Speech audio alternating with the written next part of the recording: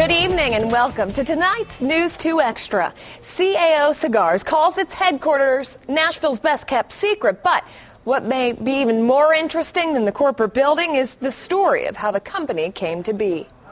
It's one of the world's premier cigar companies, and it all started with a pipe-smoking hobby decades ago. Well, my father liked this as a hobby, but he didn't like the engineering of the pipe. He did some tinkering and he improved the engineering of the pipe and put his initials on the stem of the pipe. Those initials, CAO, now represent one of the elite names in the cigar world. My father tells me the story. Look, Tim Osgener tells us how his Turkish-born dad, a mechanical engineer at DuPont at the time, got his unlikely start in the industry in 1968. He went to a tobacconist in the Carolinas. He was there for an engineering convention. And, the gentleman was like, where'd you get that pipe? That's great. And my dad's like, well, I made it. And the guy said, can I order some from you? One order led to another, each pipe stamped with the initials, all of them made in John O. Osgener's free time in his Hillwood home.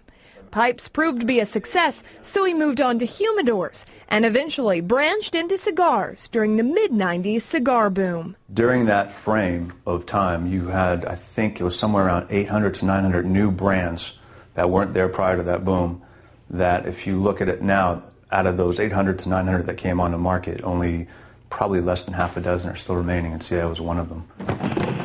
CAO is remaining and staying on top, now under Tim's leadership. The company has since moved out of his parents' home and into a 20,000 square foot building in West Nashville. When CAO built its headquarters in 2004, it didn't just want to have office space, but to have all of its products on display, so customers would have a unique experience when they came through the door. The first thing you see is a hallway fit for a museum. The walls of displays tell the company's story. The hallway ends at a circular aging room that houses the company's rare blends.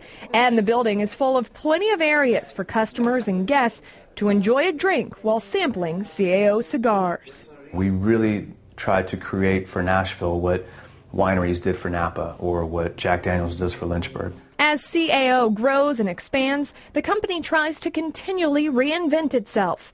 When the company faced a recession, new taxation, and legislation last year, it knew it had to change the way it did business. That's when CAO released its newest cigar, La Traviata, which sells at a more affordable price than its other blends. We just try to accommodate the times and what it is that our consumers are looking for and want, but to try to do it in an outstanding way. And if you want to take a tour of CAO Cigars, call the company headquarters at 352-0587.